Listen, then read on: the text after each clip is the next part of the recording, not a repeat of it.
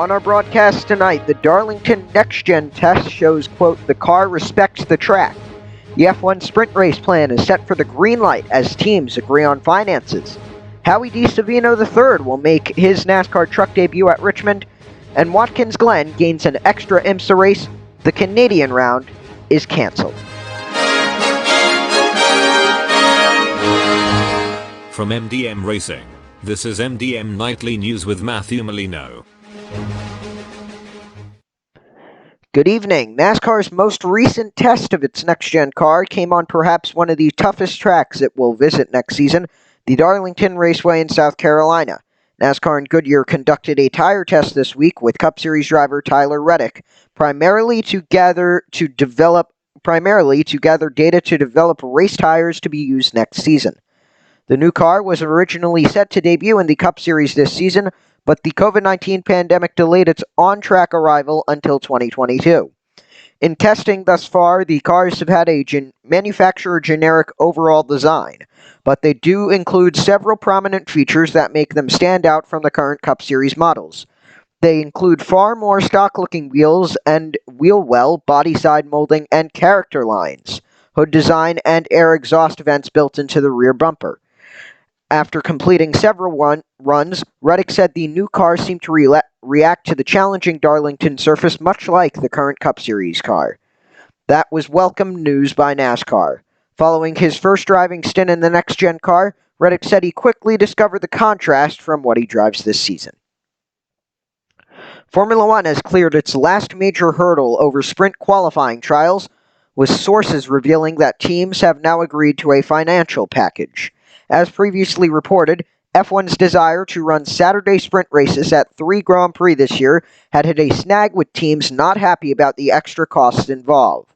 Beyond some teams wanting a bigger financial compensation from F1 chiefs for the extra money it would cost to add 3 more races, the issue was further complicated by the impact this could have on cost cap limits.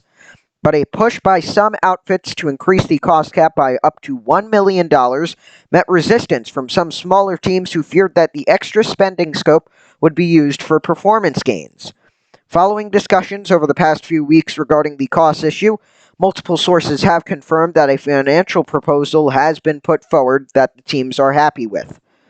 While the exact details have not been revealed, it is understood that the teams will receive around $500,000 for the extra 3 races, with the cost cap being lifted by that same amount. Furthermore, if a team endures a hefty damage bill as a result of a major accident in the sprint race, then there is a scope within the agreement for further leeway with an extra payment and a raised cost cap limit to cover this, so they are not unfairly penalized. With the financial terms having now been settled, it is understood that only a few minor details now need to be finalized before the final sprint race rules can be formally signed off by teams. With teams in agreement over the matter, however, there is no rush to get the matter across the line, so a final vote may not take place for a few more weeks, although it could happen as soon as the Imola race weekend. The sprint qualifying plan will be to run 3 1,000-kilometer Saturday races at Silverstone, Monza, and Interlagos this year, to see what impact it has on the television and trackside spectacle. The Saturday race will offer a few points and decide the grid for Sunday's main event. Speaking at the Bahrain Grand Prix, Red Bull team boss Christian Horner said getting the financial details sorted was important for the bigger outfits who were pushing right at the limit of F1's new budget cap. Howie DiSavino III will make his NASCAR National Series debut at Richmond, becoming the newest driver to take the helm of the Jordan Anderson Racing No. 3 Chevrolet. DiSavino, who turns 20 years old on April 10th, will make his first Truck Series start on April 17th at Richmond Raceway in Virginia, the home track for the native of Chesterfield, Virginia. Anderson has made 3 starts in his truck this season, with Bobby Reyes competing at the Daytona Road Course, and J.R. Hefner was to compete at the Bristol Dirt Race, but was forced to withdraw. DiSavino has made 7 starts in the ARCA Menard Series, most recently in this year's season opener at Daytona International Speedway. He overcame a late race flat tire and rebounded to finish 13th. His career best finish was 9th at the Indianapolis Raceway Park last season. Anderson, who drove his family-owned team to a career-high second place in the season opener at Daytona this year, is hoping Di Savino's debut will be a memorable one. The IMSA WeatherTech Sports Car Championship will race twice at Watkins Glen in the space of 6 days, following the cancellation of the round at Canadian Tire Motorsports Park. The series will stay on at the Glen after the Salen's 6 hours race on June 27th to run a 2-hour, 40-minute event on Friday, July 2nd. The WeatherTech 240 at the Glen will start shortly after 6 p.m. Eastern that Friday evening, with TV coverage airing on NBCSN on Saturday, July 3rd at 8 p.m. Eastern Time. The 2-hour, 40-minute race will feature all 5 WeatherTech Championship classes: DPI, LMP2, LMP3, GTLM, and GTD.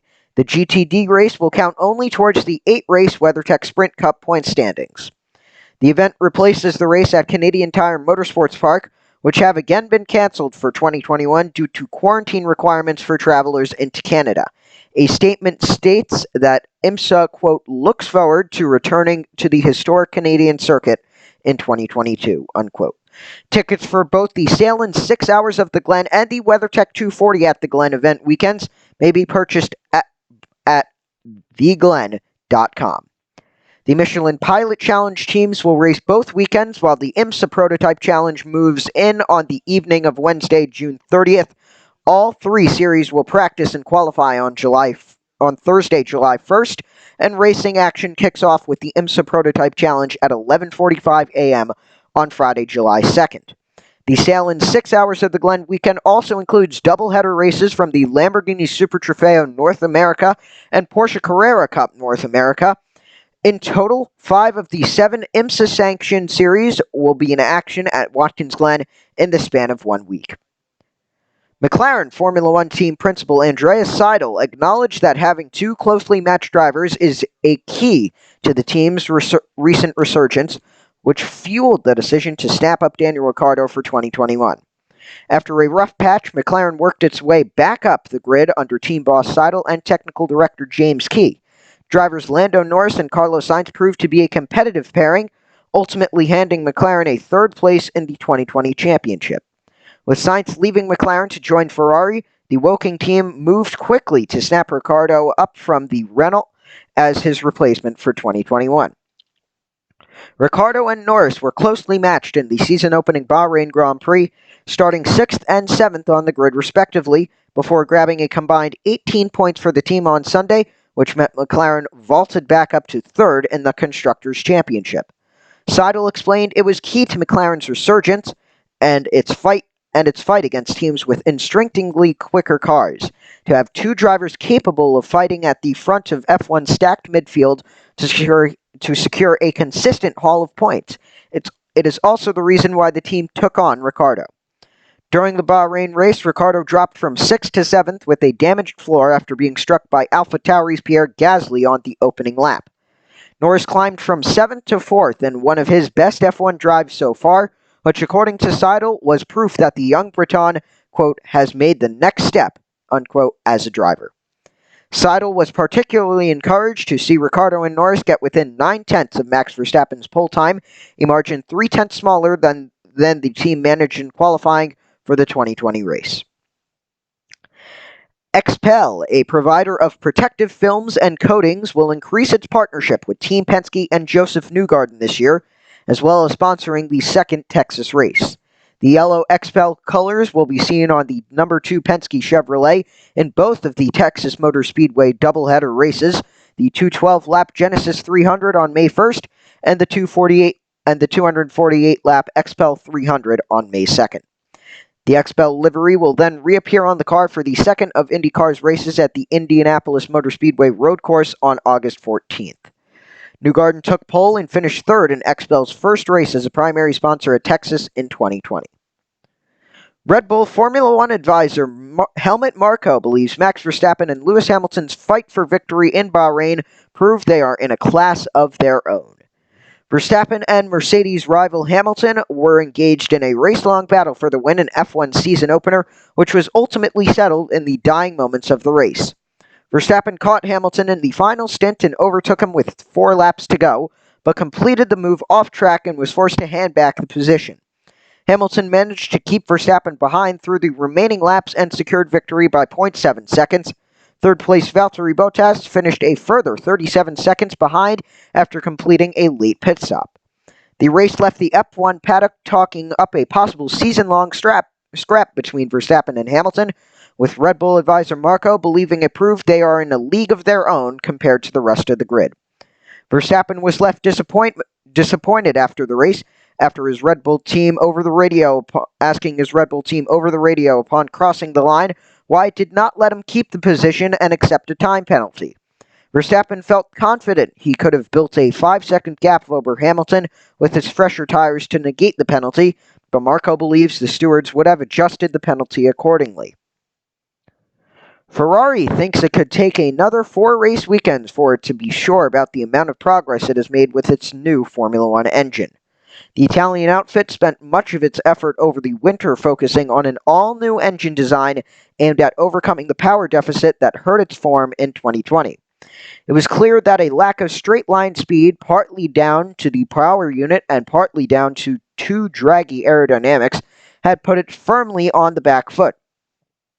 Initial running of its 2021 engine in testing and the season-opening Bahrain Grand Prix has left Ferrari convinced it has made a good step forward, but the team wants more time to better judge just how much progress has been made compared to the main opposition.